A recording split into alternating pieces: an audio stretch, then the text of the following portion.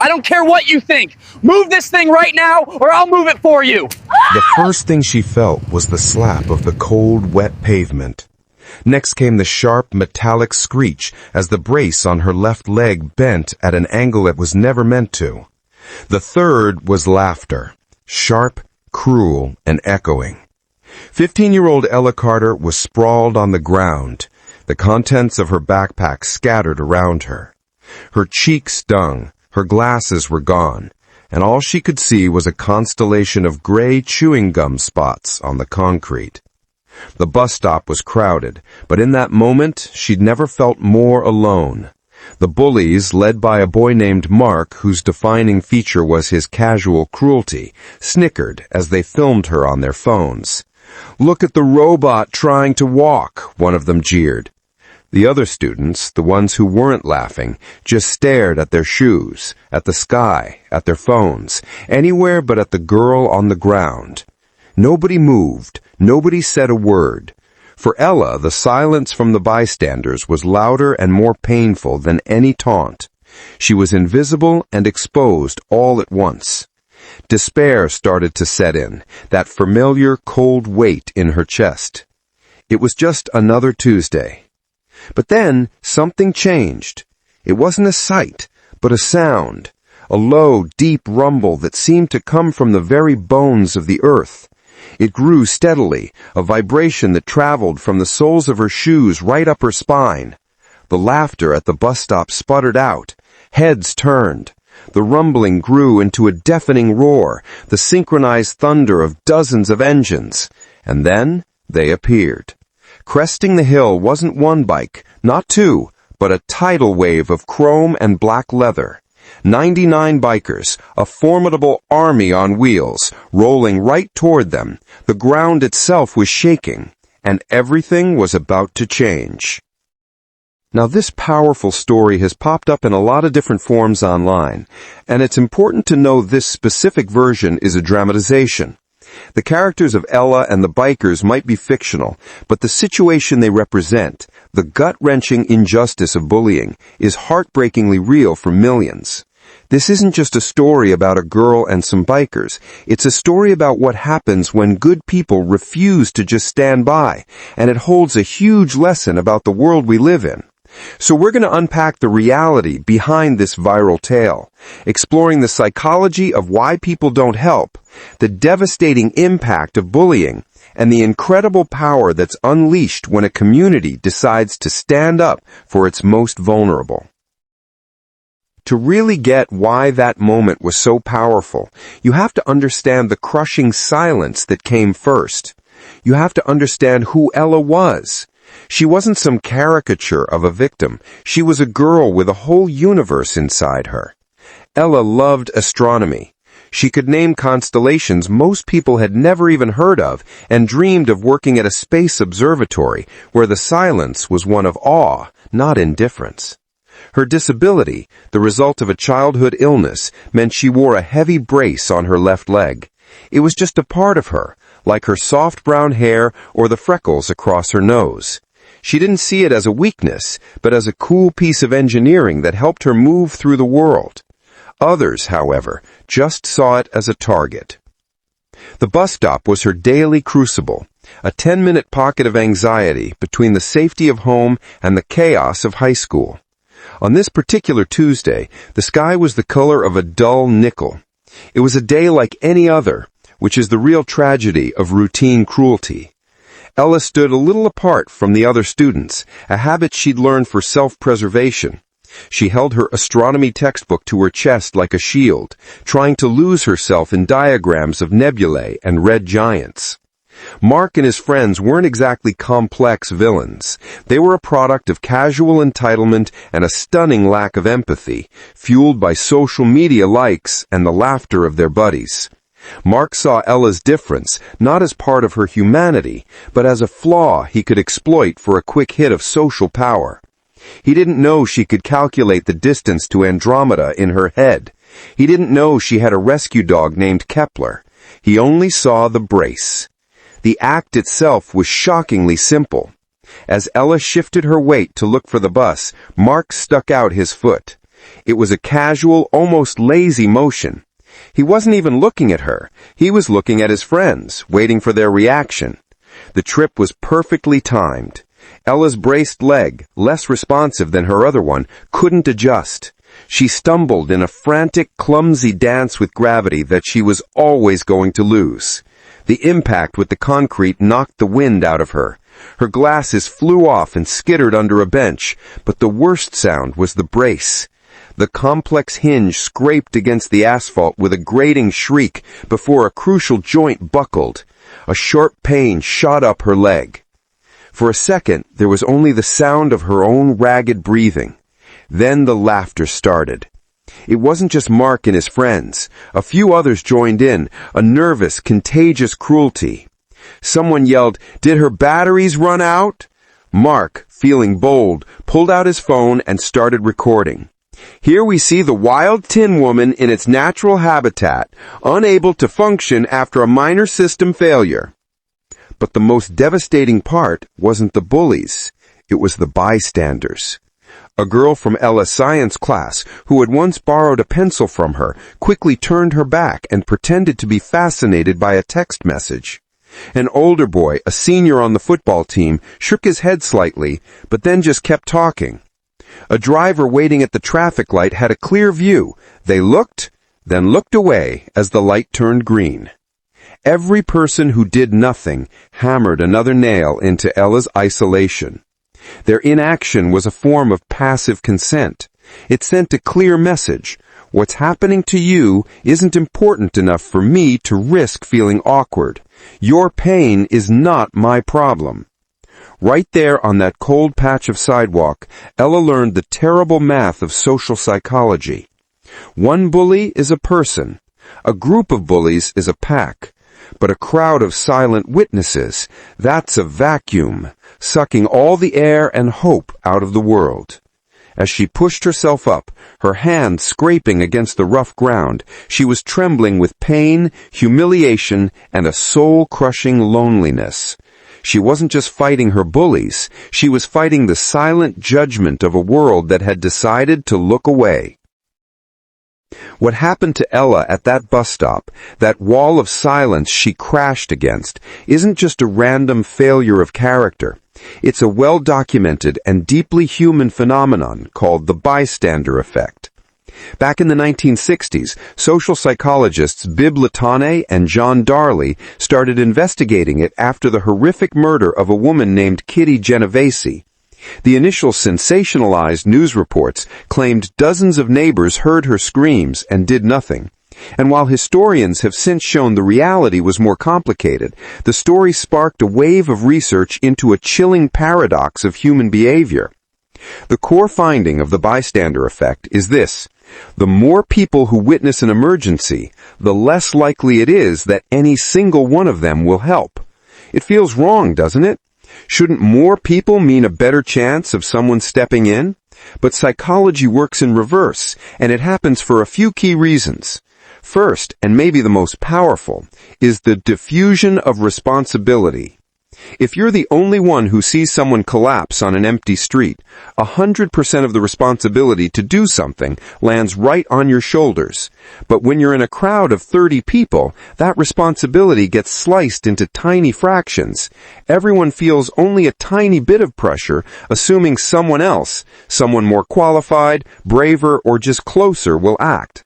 At Ella's bus stop, every student who looked away was thinking, someone else will help her. It's not on me. When everyone thinks it's someone else's job, it becomes nobody's job. Then there's pluralistic ignorance. We're social creatures. We look to others for cues on how to behave, especially in confusing situations. You see someone fall, and your first instinct might be emergency. But then you look around. Nobody else is panicking. Nobody is rushing to help. So your brain starts to second-guess itself.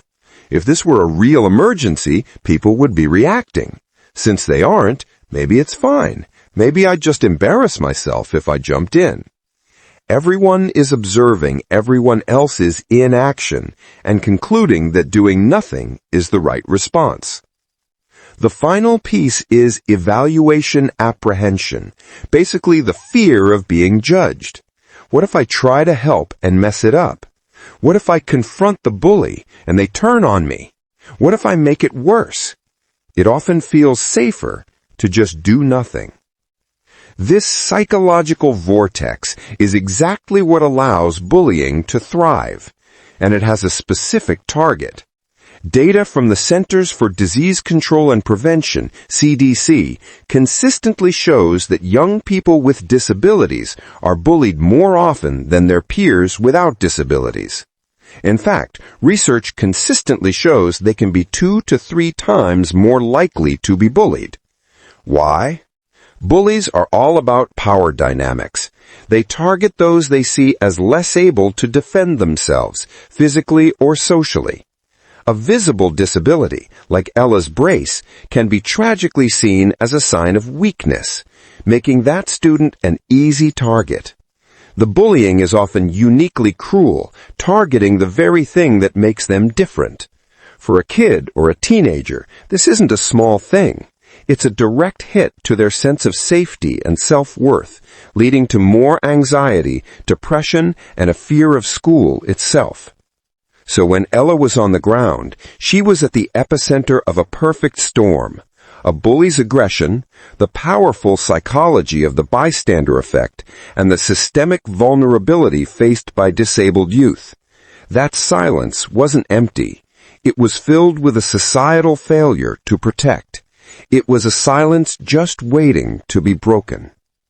The sound started as a tremor, a feeling more than a noise, vibrating up from the concrete through the bent metal of Ella's brace. For a split second, she thought it was an earthquake, but the sound grew from a hum into a distinct mechanical growl. It was the sound of 100 synchronized heartbeats forged from steel and fire. Every head at the bus stop snapped in the same direction. The snickering from Mark and his friends died in their throats. Their faces, flushed with mockery just moments before, went pale. The roar was deafening now, a physical presence that seemed to warp the air. Then, cresting the hill, they came into view. It wasn't a gang, it was an army. A phalanx of motorcycles, gliding in perfect staggered formation, sunlight glinting off a forest of chrome. They moved as one, a single organism of Harleys, Indians, and custom choppers. At the front was a massive bike, its paint the color of dried blood, ridden by a man with a graying beard and a gaze that took in the entire scene at once. They didn't speed. They rolled in with a deliberate, intimidating grace, their engines dropping to a low, menacing idle that throbbed in everyone's chest. They formed a perfect semicircle around the bus stop, their headlights creating an inescapable stage. 99 bikes, 198 boots hitting the pavement, almost in unison. The power dynamic of the street hadn't just shifted, it had been completely annihilated. Mark and his friends were frozen, their phones hanging uselessly in their hands. The lead biker swung a leg over his ride and walked forward. He was a mountain of a man, his leather vest covered in patches that told stories of long roads and a tight brotherhood. But he didn't swagger. He just moved with a calm, deliberate authority. He didn't even look at the bullies. Not yet. He walked directly to Ella. He knelt, his knees cracking softly, and for the first time that day, someone looked her in the eyes. His eyes, set in a landscape of wrinkles, were surprisingly gentle. "You all right, little sister?" he rumbled, his voice somehow both powerful and incredibly soft. Ella, speechless, could only nod as tears finally started to well up. He didn't try to lift her. He just knelt there with her, a human shield between her and the world. Another biker, a woman with a long ponytail, gently retrieved Ella's glasses, wiped them clean, and handed them to her. A third, his arms covered in tattoos, carefully started picking up her scattered books. Only when Ella was sitting up, glasses back on, did the lead biker finally turn to Mark. He didn't raise his voice. He didn't have to. The weight of 98 silent bikers behind him gave his words the force of a landslide. "You think this is funny?" he asked, his voice dangerously quiet. Mark, who built his social status on cheap shots, was mute. He just shook his head. "See, we don't think it's funny," the biker continued, taking a slow step closer. "We think it's weak. To find the one person here who has to fight a little harder every day just to do what you take for granted and try to break her down. That's not strength. That's cowardice." He pointed a thick, gloved finger at the phone in Mark's hand. "That video. Delete it. Now." Mark fumbled with his phone, his fingers shaking too much to unlock it easily. The biker waited, his presence suffocating. The sound of the video being deleted echoed in the silence. "Her brace is bent," the biker said flatly, looking at Mark and his friends. "You broke it. You're going to help pay to fix it. I'm going to have a little chat with your parents and then your principal. But first, you're going to pick up her bag and you're going to apologize. Not to me, to her." It was the most excruciating moment of Mark's life. Under the unblinking stare of nearly 100 bikers, he and his friends stammered out an apology. It was clumsy and born of fear, but it was a consequence. As the bus finally pulled up, 2 bikers gently helped Ella to her feet. They walked with her to the bus door, an honor guard of leather and chrome, and waited until she was safely on. As the bus pulled away, Ella looked out the window. The lead biker caught her eye and gave her a slow, deliberate nod. It was a promise. You are not alone anymore. The image of 99 bikers rescuing a bullied kid feels like a modern-day fairy tale. It's a powerful metaphor. But while you might not see a literal biker army roll into your school, the force they represent is very real. These bikers weren't just saviors, they were upstanders. And organizations built on this exact principle exist all over the world. One of the most well-known is Bikers Against Child Abuse, or BACA. Founded in 1995, their mission is to empower abused children to not feel afraid of the world they live in. BACA members go to court with kids, provide escorts to and from school, and establish a visible presence at their homes to deter harm. They give kids a vest, a road name, and a family they can call 24/7, making it clear they are now part of a powerful, protective group. Their motto says it all. No child deserves to live in fear. There are also groups like Bikers Against Bullying USA, or BAUS, which started in Montana in 2012. They focus on awareness and education, visiting schools to talk about the real impact of bullying and the power of respect. They're not vigilantes. They work with schools and communities to change the culture from the inside. These real-world groups prove that the core of our story, tough-looking people using their presence to protect the vulnerable, is not a fantasy. It's a dedicated, organized reality. What these bikers embody is the active alternative to the bystander effect. They're what researchers call upstanders. An upstander is someone who sees wrongdoing and instead of staying silent, chooses to act. They are the antidote to the poison of indifference. And the evidence is strong. Upstander intervention works. It's one of the most effective ways to reduce bullying and violence in schools. A growing body of evidence confirms that training students to be active bystanders is effective. For example, programs like Green Dot have been shown to significantly reduce rates of violence in high schools by teaching and empowering students to intervene. When a community is trained to step up, violence rates go down. The training itself is often surprisingly simple. It's not about teaching everyone to be a superhero. It's about giving them a practical toolbox. Many experts talk about the 5 Ds of bystander intervention. 1. Direct. This is what the lead biker did. If it's safe, you call out the bad behavior. A simple, "Hey, leave them alone," can be enough to break the spell.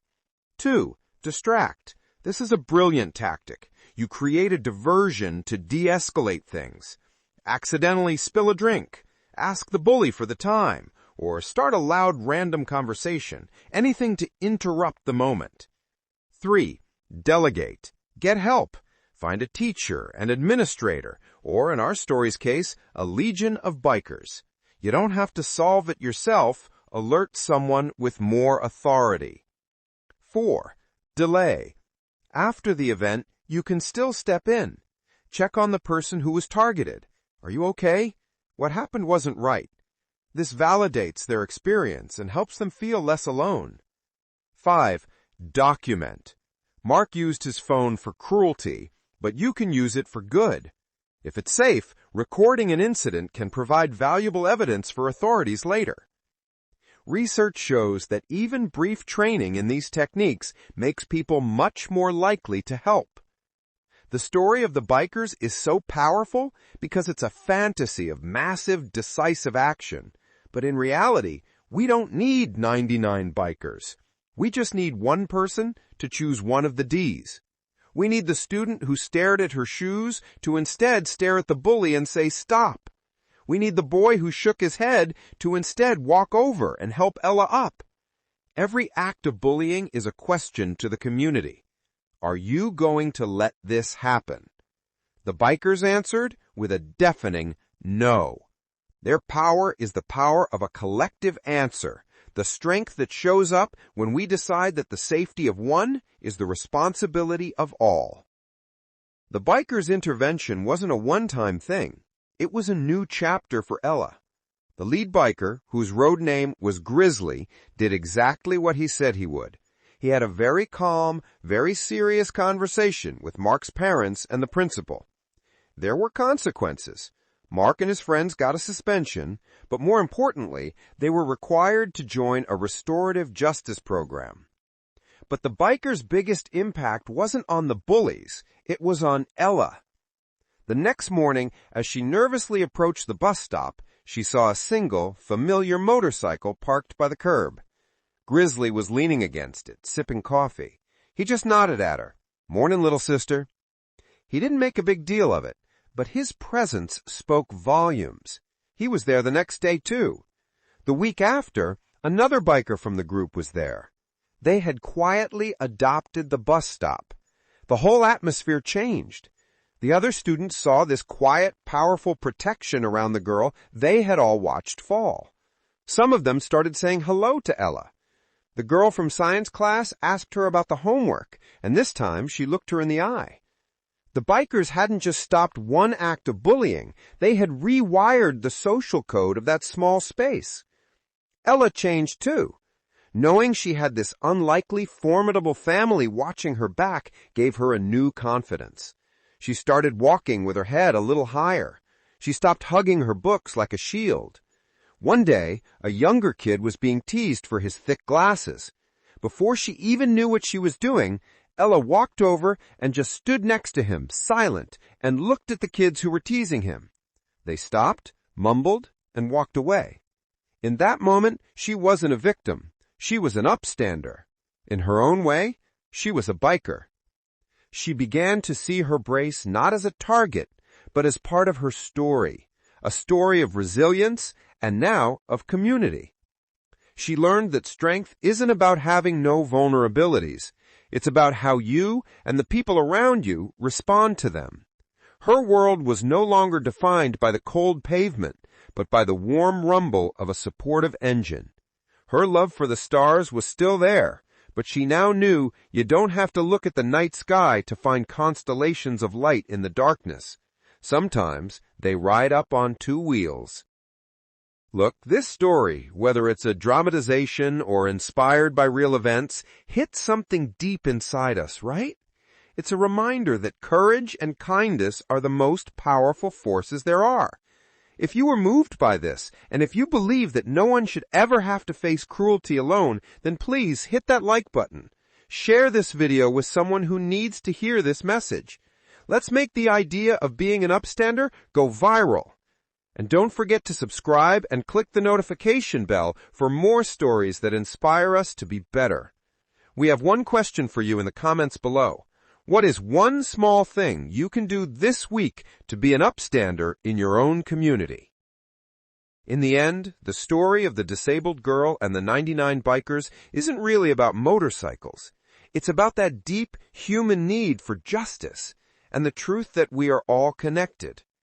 We spend a lot of time waiting for heroes, for larger-than-life figures to swoop in and make things right. But the real lesson here is that we don't have to wait. The potential for that thunderous arrival, that shift in the balance of power, exists inside every single person who witnesses an injustice and chooses not to look away. The rumble of those engines is the sound of our collective conscience, just waiting to be ignited. You don't need a leather vest or a roaring motorcycle to change the world. You just need to decide that when you see someone fall, you'll be the one to help them up. The biker is in the mirror.